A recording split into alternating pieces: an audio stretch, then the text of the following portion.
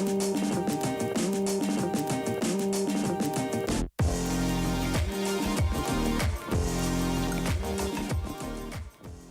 how you doing, guys? My name is Donnie, and this is the DonDenkt MMA show. Usually, I do these shows and my podcast in Dutch, but I wanted to give it a go in English for a change. Mainly because MMA is widely known in the world and more popular in like America and all around the world, and English is the world language. That's why I want to try it in English for a bit. So bear with me. First time podcast in English. So what I want to talk about? I want to talk about the UFC of this weekend. Is UFC 220 Stipe Miocic versus Francis the Predator Ngannou. It's going to be huge. Also, I want to talk about the Bellator event of this weekend. Is Bellator? What is it?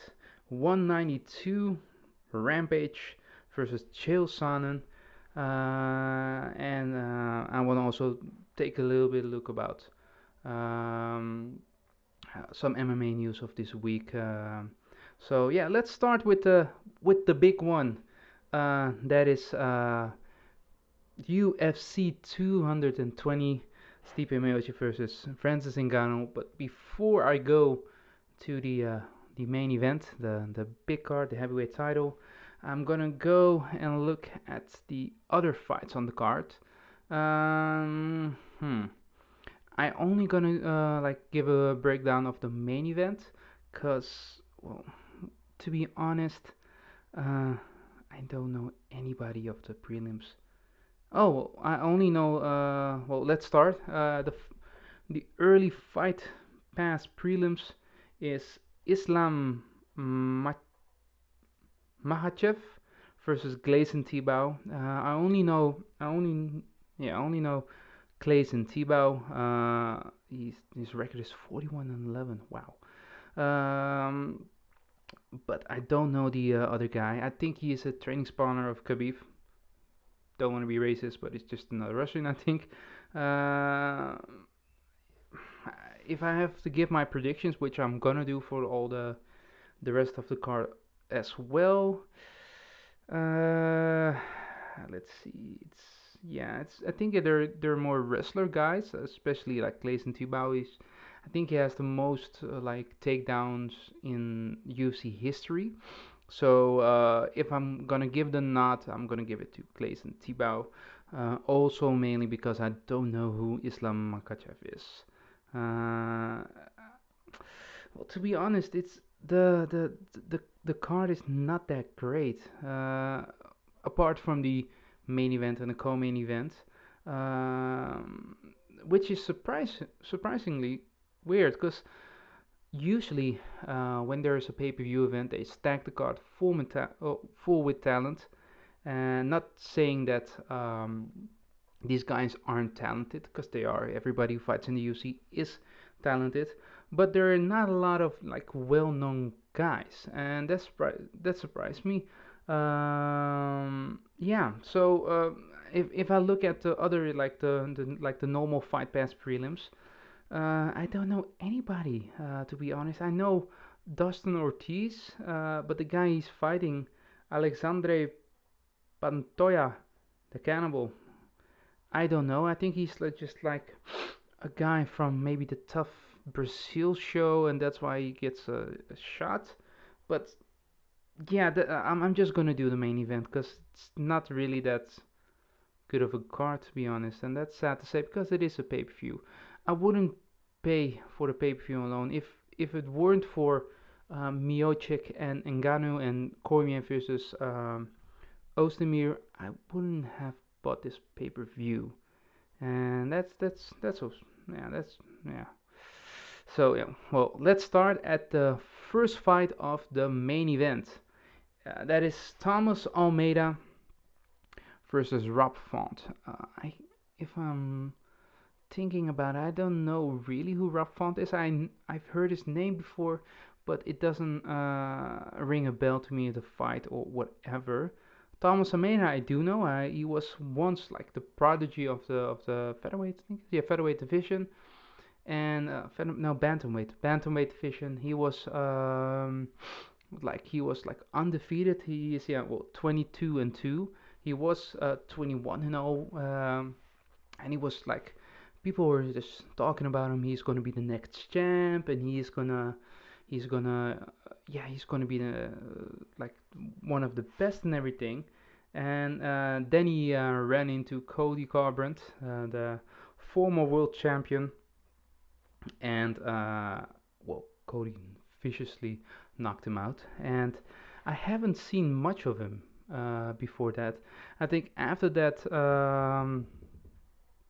Jeremy Stevens knocked him out with a flying knee, I think. Uh, so yeah, it's I'm wondering where he's been and what he's have has done. I can Let's see what his last fights were. Um, he lost to Jimmy Rivera the first round. Yeah, yeah. Cody Garbrandt knocked him out, and then he's been a timeout. He only fought in July last year, and before that he fought in November in 2016, 19, no, yeah, November 19 in 2016. So we haven't seen him much lately. So I'm wondering what kind of, yeah, Almeida is gonna show up this Saturday. If I do have to pick, I'm still gonna go with Thomas Almeida purely because of the raw talent that he has, and I think maybe it's injuries who have halted his performance and his rise. But if I'm honest, I think I'm gonna go with Thomas Almeida, um, purely for what I've seen from him, and he only has two losses. Well, Rafa only has three losses, but I'm gonna go with Thomas Almeida. If Yeah. Then we have John Vellante versus Francimar Barroso, a Brazilian guy versus John Vellante. John Vellante is really like he's on or he's off. The last time he fought was, let's see, he lost versus Patrick Cummins. I think he just got humped all the way to the third round. Split decision. After that, he got knocked out by Shogun, Mauricio Shogun Hua. Um, John Vellante is a good guy, but the problem with him is he likes to brawl, and that isn't like a big problem. It's exciting to see, but if you go against a guy who's really like a hard puncher or really technical striker, he will run into some problems. And the brawling side works on the lower end of the roster, but if you go up to the higher end, it doesn't work like that. So I hope I've heard he's training really hard. Chris Weidman is his head coach, I've seen now. So I'm wondering what John Vellante brings up. He is ranked though. He's number 15. He's like right on that edge. Versus a guy I have no clue where he comes from. It's a Brazilian. So I have no idea if he's a striker or submission artist. I'm gonna go with John Vellante on this one. I think versus the lower end guys on the roster, like non-ranked guys, out of the top 10, he put some work on them. But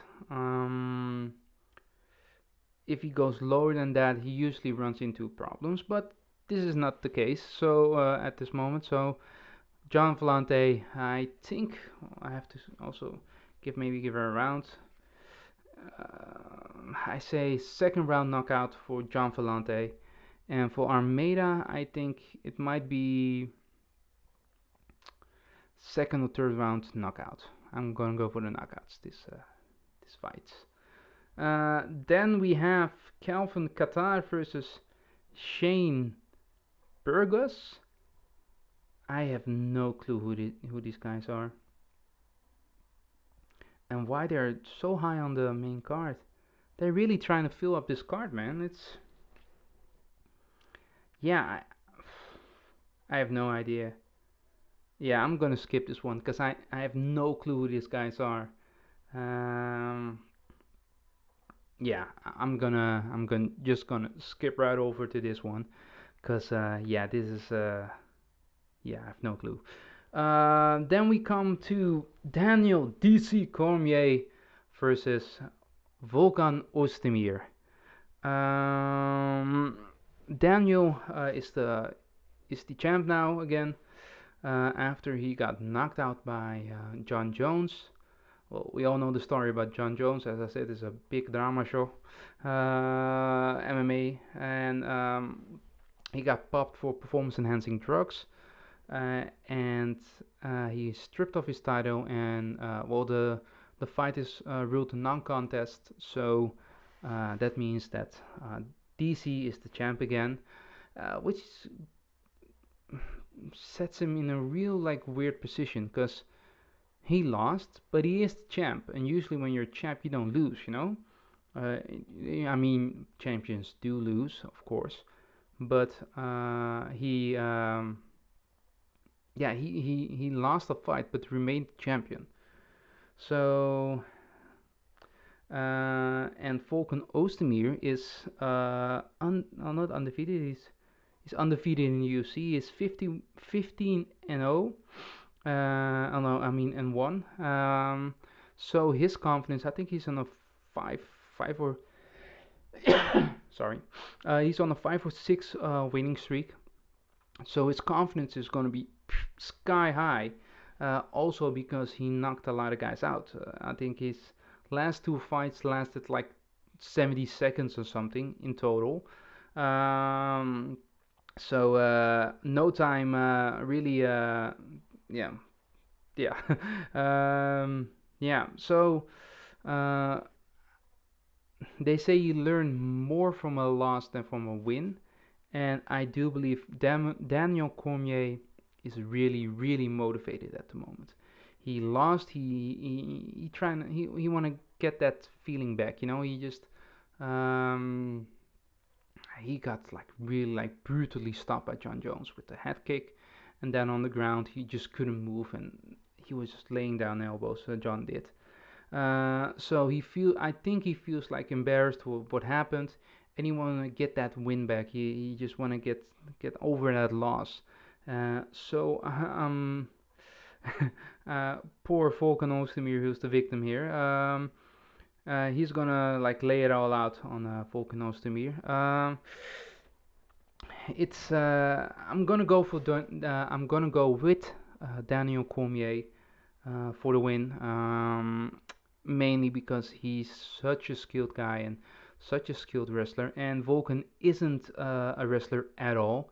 He is more of a striker. He is learning the wrestling part of MMA, but if you face someone like Daniel Cormier, who's fought at Olympic Games, who's a real good Olympic wrestler, uh, you're quickly gonna know the difference. I've trained myself also a little bit of wrestling with guys who are like really talented, and I'm more of myself. I have more of like a striking background, and when I started wrestling with the guys, it was like there was like having brick houses of guys, and I couldn't do shit with them. They just had the way with me. So Vulcan trained more wrestling than me though. I think I think Vulcan is the biggest underdog in this whole scenario, but uh, if he lands, you know what, Daniel has never been knocked out, and that is uh, before John Jones. So um, is there now a chink in his armor? That's what we have to asked to ask yourself. If Vulcan is gonna win, it's gonna be like quickly in the first or second round, but I don't see that happening. I see Daniel like dominating him, and I think Daniel gonna do like The third round TKO. TKO, yeah, most definitely. I think he's gonna overwhelm him, and in the first fight, he's just gonna tire him out real quick, and then he's gonna just like put on the pressure, and I think he's gonna finish him in the third round. Yeah, that is my prediction for this fight. Then we go to the biggest fight, literally, of the card, the heavyweight title fight between Stipe Miocic versus Francis Ngannou. Um, yeah, let's start with the challenger. Francis Ngannou bursted on the scene. I think he's 11-1, is he? Yeah, he's the last fight that he had was versus Overeem, a fellow Dutch guy, and he just knocked his head into like oblivion. Wow, the power that this man has. He has the record of the highest, uh, like the hardest hitting punch in history. And you can see that the uppercut he hit Overeem with is like, whoa, it's scary. It's you know what the thing I had when I was watching it, when he knocked Overeem out so hard, and Overeem his toes were just like curling up, and I was really afraid of Overeem's health. And I don't have that a lot with guys. Also, I do know people who know Overeem, so I kind of kind of an investment in him, like emotionally. But I was really like, is he okay? I thought he just knocked him into a coma or death or something. It was scary, and that well, you see, he has like scary power. If he just touches you, it also was with his left uppercut. It's with yeah, he's right-handed, and he hit him so hard with the left uppercut. Uh, it's scary, and I've seen the open workout of this card, and the power that he has in the quickness and everything. It's scary. It's scary for Stipe. Um, then we go to Stipe. You know what the problem is? Everybody hits hard in the heavyweight division. That is a given. There's no a lot of heavyweights who don't hit hard, and who can't knock people out. Stipe Miocic also knocked a lot of guys out. He knocked more guys out than Francis, and higher competition wise. Uh, of course, Overeem, Junior Dos Santos. He won the title from Verdum with also a knockout, so he can crack. He can hit really hard as well. I think the person who wins this fight isn't the one who hits the hardest or who is more the gameplay. I think the one who wins this fight is the one who controls the distance. Stipe got a lot of knockouts, like real close. He presses guys up to the fence, and he uses really close boxing and hits guys with like the Shane Carwin Gabriel Gonzaga fight. He hit him with little right hands, not little, but short right hands, and right below the oh no, below uh, right behind the ear, and guys go down. Francis, if you look at the Overeem fight, of course uppercut is like a short range punch, but he just made a looping uppercut, uh, really, which was a kind of a long uppercut, and you see a lot of, hold on, yeah, and you see a lot of guys that he finishes. He keeps the distance. He's like always feinting and everything. So I do believe if Stipe stays too much on the outside, he's gonna get knocked out. All right, I'm gonna go give what would I do if I were Stipe or Francis? If I were Stipe, I would pressure him against the fence and just work on dirty boxing and on your wrestling because he is a good wrestler, and tire his arms out so the he's still gonna have some power, but the hard punches and the pop that he has will go a little bit away, how long the fight goes. Um, but that means he has to throw himself into the fire. And with Francis, that is like an inferno fire, and he only has to touch you a little bit. And if I were Francis, I my game plan for Francis would be just keep him on the outside, just stretch your arms out and just counter, feint, throw front kicks, also throw low kicks, but set it up with like a 1-2 or a jab and then inside low kick, but low.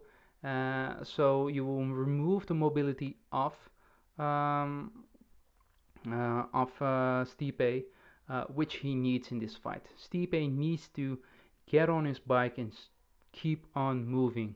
He has to put it like a cardio workout. He just gotta give, and Francis has to quietly wait and feint, and then go with the uppercut, which he likes a lot.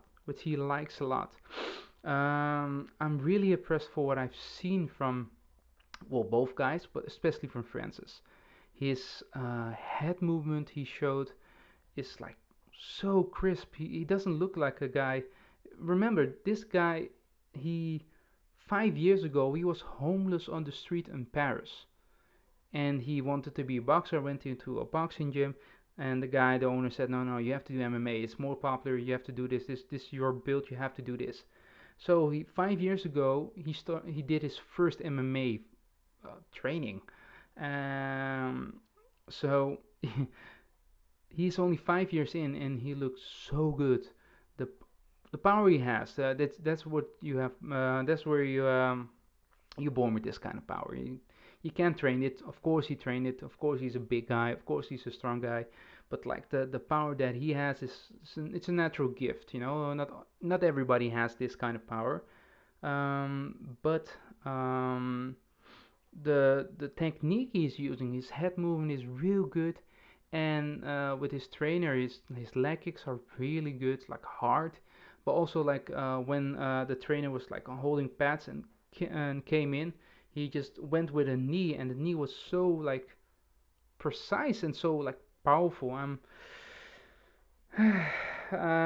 worried for Stipe. Well, yeah, I'm really worried for Stipe. I think my prediction is Francis Ngannou is gonna win by knockout. I think first or second round. Um,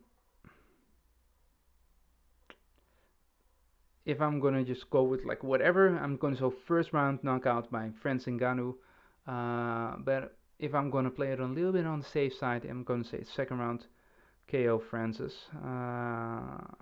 Yeah, Francis is gonna KO Stipe. That's what I'm. That's my prediction. The thing they say, what Stipe have to do is like wrestle him. Well, Overeem try to wrestle him, and the face and the shock on his face, how strong Stipe was like, oh damn, because Overeem tried to underhook him and try to like clinch him, and Overeem is real strong in the clinch, and Francis just like whoop, turn him around, and I don't think he's yeah, I don't. Stipe is a good wrestler, but I don't think he can bring Francis down to the ground. Mainly because Francis has fought a lot of wrestler guys, and they couldn't bring him to the ground. And when they did bring him to the ground, he just like turned him over, and so powerful is this guy. So my prediction for the heavyweight title fight is gonna be Francis Ngannou is gonna win by knockout by I think the second round. Yeah, yeah. Oh, damn it. Then we're gonna go to the Bellator event of this weekend. They're going head to head. Bellator event is free, and UFC is the pay-per-view. The main event of the Bellator card is Chael Sonnen versus Rampage Jackson. But before we go and break that down, we're gonna go to some of the main card, some other fights. The first fight I'm gonna break down is Michael Chandler versus Goichi Yamauchi. I have no idea. I think it's a guy from Japan versus Michael Chandler, who was the Bellator lightweight champion, I think. Yeah, it's in lightweight. Who the last time I saw him, he broke his ankle or something, or his ankles were like fucked up or something, and yeah, but I haven't seen. I don't watch Bellator that much though. I have to disclaimer. I don't watch it that much, but I do know of Michael Chandler, and if I'm gonna go for a prediction, I do believe Michael Chandler is gonna win. I think by knockout. I don't know the other guy, but it's not from Japan. It's from Brazil. He looks Japanese though. Wow. All right. Yeah. If I'm gonna go, Michael Chandler is gonna win second round by any ways possible. I think he's gonna knock him out. He's a real good fighter. I think if he wanted it, he could just go into the UFC and fight there, and top 5 guy in the UFC if he wanted it. So that says a lot, especially at 155 pounds. At lightweight is a huge thing. Then we have a fight of Aaron Pico. He's the kind of the Wonder Boy. I don't know what his real nickname is, but he's like a real prodigy, and everybody's talking about this is a former champion. This is one of the most talented guys ever. Blah blah blah blah blah. And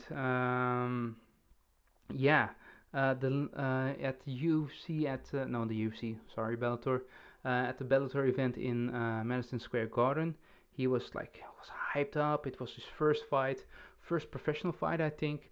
And immediately he was put on the main event, not the main event, on the main card, and his hype was so great, and the other guy just knocked him down and choked him out.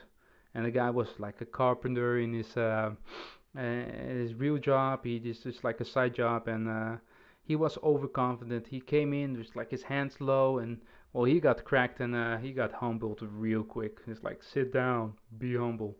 So yeah, well, his record is 1-1. After that, he came back and knocked the guy out ferociously, real bad. So yeah, I'm gonna put a picture here of Aaron Pico, and the guy's fighting. The guy's fighting is like a silhouette, so probably not the most well-known guy, but that is okay. I want to see like guys like this, the talent, to get like, well, it's kind of bad to say it, kind of like give these guys like journeymans, guys that aren't like the top guys, so he can build his name off them and really be a rising star in this division. So yeah, I'm gonna go with Pico second round, first round KO, I think. Mainly because I don't know the other guy. So yeah. Um, for well, if I see at the rest of the card, I don't know a lot of things. So I'm just gonna go to the co-main event, the welterweight world title fight, Rory MacDonald versus Douglas Lima. We all know Rory MacDonald for fighting in the UFC, top 5 welterweight, who has fought for the title against Robbie Lawler. I don't know what UFC it was, but Um, but I had Rory McDonald winning that fight. It was a real. Oh, no, no, no, no. I think they fought twice. It was either way. It was a great fight, and he went away from the UFC because he wanted to try being a free agent and get more money in Bellator, which he has gotten. This is going to be a really interesting fight. Douglas Lima is a real KO artist. He has the most KOs in Bellator history. He also is like one of the guys who is the longest in Bellator history. So he knocks guys real dead. If he just connects and it goes out. Um, Rory McDonald has a lot of experience and isn't that easily knocked down if you reference the other fights he has against like top contenders and well, like Robbie Lawler. He held on to the fifth round and then he got hit into the nose. Nose was already broken and he says like I just went blind. So he is a tough guy and he isn't easily knocked down or knocked out. Who's gonna win? I think Roy McDonald is gonna stick his jab out. He's gonna wait, push him against the fence, and bring him down to the ground and ground and pound it or submission or submit him. Um, but if Douglas Lima can keep him standing, he has a great chance of knocking him out. I do go for Rory McDonald. I think he's really good. He was considered to be the next GSP and everything. So if I'm gonna give the nod, I'm gonna give it to Rory McDonald, but it is a close one. I've heard that Douglas Lima, his wrestling and his takedown defense is his weak, is the most weakest point of his game, and Rory McDonald is so like well-rounded, and also with the Danaher Dutch squad, with submissions and everything, he's top level and he's on his game, submission and grappling wise. So I'm gonna go. Rory McDonald is gonna, I think, third or fourth round submission or TKO. Yeah, yeah, yeah, I'm gonna go with that. Then we come to the Chael Sonnen versus Rampage Jackson heavyweight Grand Prix first round main event. For the people who don't know, Bellator is doing a heavyweight Grand Prix like in the old Pride days, where the most best guys in the world, heavyweight guys in the world, are going to compete. Not on the same night though; they're going to stretch over the whole year, and the winner of the whole tournament will be the heavyweight champion, because they currently don't have a heavyweight champion yet. So the first round and the first two guys who are fighting is Chael Sonnen, Chael P. Sonnen versus Quinton Rampage Jackson. Um, a lot of guys in this heavyweight tournament are kind of like underweight. Chael Sonnen being one of them. Chael Sonnen, King Mo, and Ryan Bader. They're like 205ers, kinda. Chael Sonnen fought as low as 185. So yeah, it's kind of strange. I think they're only doing it for the name. Uh, but it is an interesting fight. The two legends of the game they are, and yeah, Rampage Jackson versus Chael Sonnen. Who's gonna win? Rampage looks heavy. Well, he is heavy. He is cutting down weight. I think he's. It says here he is 265 pounds, but he looks kind of like more. His neck and his head already has a big head. I also have a big head, so not judging. Um, he looks real big. He said he has a thyroid problem, and he that's the way he can't cut down to no 185 205 anymore. He's The last time he fought was against, I think, King Mo, and he couldn't make weight, and then they did a heavyweight fight because he had a thyroid problem. Damn, hard word to say. Um, but he looks big. He looks real big. Not like fit big though. He looks well. He has big arms and everything. Who's gonna win? That all depends on how the fight's gonna go. But of course, if you look at Chael Sonnen, he's not a striker. He's not. He can strike. He has striked, especially with like Anderson Silva, which he knocked down. Um, but he's gonna go wrestle. He's gonna go and wrestle his ass off against Rampage. Also for the reason that Rampage hits effing hard, especially I think now that he's a heavyweight. He might be a little bit slower than he is, but Chael has to watch out for that that hooking technique that he has. Both left or right hook is going to be trouble for him, or the uppercut. If my prediction who's going to win is, I think this is a hard one to choose, mainly because Chael's a really good wrestler. Uh, Rampage is also a good wrestler, but he gets taken down a lot because he's so reckless in his swing and everything. Um, and the reason why it's also hard that to pick a winner in this is because last time Chael fought, I think it was against Vanderlei, and he got just like hit once, and he was like he went down. Um, and I think yeah, Rampage hits a lot harder than that Vanderlei. Um, so this whole thing, who's gonna win, comes down to who's the best in shape. I don't believe Rampage is the in his best shape now, so he might like stop a few takedowns, but I think Chael's gonna win by third round decision, and he's gonna wrestle his ass off. Yeah, so my prediction is Chael Sonnen is gonna win. No, five? No, it's 5 rounds. 5 round um, decision, or he's gonna submit him in the fourth round. So yeah, that is my predictions for the UFC 220 and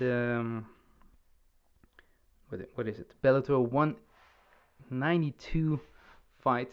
I also wanna take a quick look at some fight news, some MMA news of this week, and the big one that dropped like a few hours ago, I think, is there's a fight announcement: Tony Ferguson versus Khabib Nurmagomedov, the 7th of April.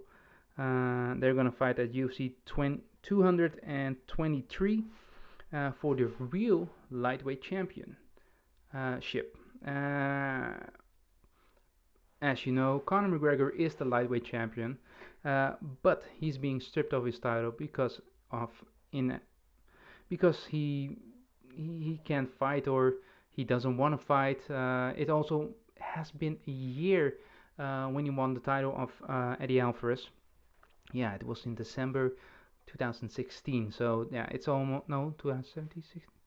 It's been a long, no, 2016. Yeah, because he last time he fought was in the boxing ring against Floyd Mayweather, and that was in August. Yeah, so he hasn't fought MMA in a long time. For what I've heard, he did want to fight, but he was only ready in September, and you can't hold the division hostage like that. So he is rightfully stripped of his title, and Tony Ferguson is now the official lightweight champion, and Khabib Nurmagomedov is gonna fight him for the real lightweight title, which is gonna be a really interesting fight.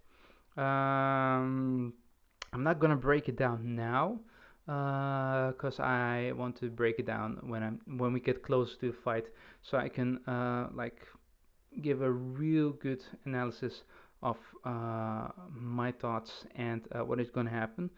But yeah, Conor McGregor no longer the double champ, the champ.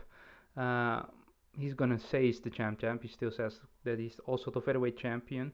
Um, Even though Max Holloway has won the title and defended the title and is gonna defend the title in a few weeks versus Frankie Edgar. Um, yeah, what my prediction is for what they're gonna do with Conor McGregor, I think they have to strip him. They have stripped him of his title, and Conor already said he wanted to fight in September. Now, what the UFC has done, they booked a venue and they have booked an event in Russia, and in Russia in September. So what I think their plan is that uh, that Khabib wins against Tony Ferguson and then fights in Russia, because you can't go to Russia without Khabib. Let's be honest here, especially if he's the lightweight champion.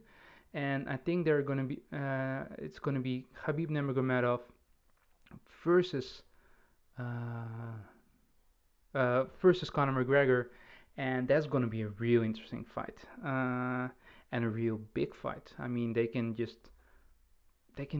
two stadiums at once there, and Conor McGregor is also huge in Russia. Mainly because all the Russia are kind of like manly men, and Conor is like the cocky manly man, like look at me, and they do like that in Russia. So and then of course they have the main guy, the Khabib Nurmagomedov, who is homegrown Russia. So that's going to be a huge fight if they're going to happen. I think they hoping it plans out, it goes like that, but you do have a big problem in Tony Ferguson, who is like a monster on the ground. But enough. I'm not gonna give a breakdown, although I wanted it. Although I do want to give a breakdown, I'm not gonna do it at this moment. Also, a fight on that card is a rematch. Named Rose. The fight is going to be Rose Namajunas versus Joanna Jędrzejczyk, if I'm pronouncing that good. I hope so. It's going to rematch. It's going to be a rematch in Brooklyn, New York, also on the same card, UFC 223. Looks like a real good card so far. I haven't seen much of it yet, but yeah, it's going to be great. Rose won, I think, in December, yeah, and then the December 30 card, I think. She won by knockout in the, I think, the first or the second round with the leaping left hook, and knocked Joanna out. Whoa, yeah, that was like real unexpected. From the get-go, Rose was real like fainting. She looked sharp and ready and fast, but come on, Joanna was like the queen of the division. She was a monster. Her Muay Thai was so good, and uh, I had Rose winning like 0%. I thought um, Joanna is gonna like murk this girl, mainly because she's so good. She was going to beat Ronda Rousey's Ricky. She was going to beat Ronda Rousey's record for most title defenses, and I think it may has had gotten to her. Like she was overconfident and got caught. And I'm wondering what the odds gonna be now. I think Rose is gonna be underdog again, which is interesting. The way if you see the way she beat her, I think she even tapped to a strike. So yeah, so I'm really, yeah, excited for these two fights already. I'm wondering what other fights are going to be on the card, but only these two. I'm gonna buy the pay-per-view only for these two. So yeah. Also, some news that happened early this week. I haven't acknowledged it yet. Is that Robert Whittaker, the 185 champion now, because George St. Pierre vanquished his title, is out of the title fight at UFC 221 in Perth, Australia. Australia, right? Yeah, on February 11th. He already had like a knee injury or such, and I do believe he re-injured it again, and maybe I heard a lot of other things and such. So yeah, Luke Rockhold is out of the title fight with Robert Whittaker, but he is in the interim title fight with Joe Romero. And Joe Romero is has was fighting for the interim title against Robert Whittaker and lost at the moment. It's going to be an interesting fight. Luke Rockhold I haven't seen in a while yet. Um, Last time I saw him was against Branch Warren. So no, David Branch. Branch Warren is a bodybuilder.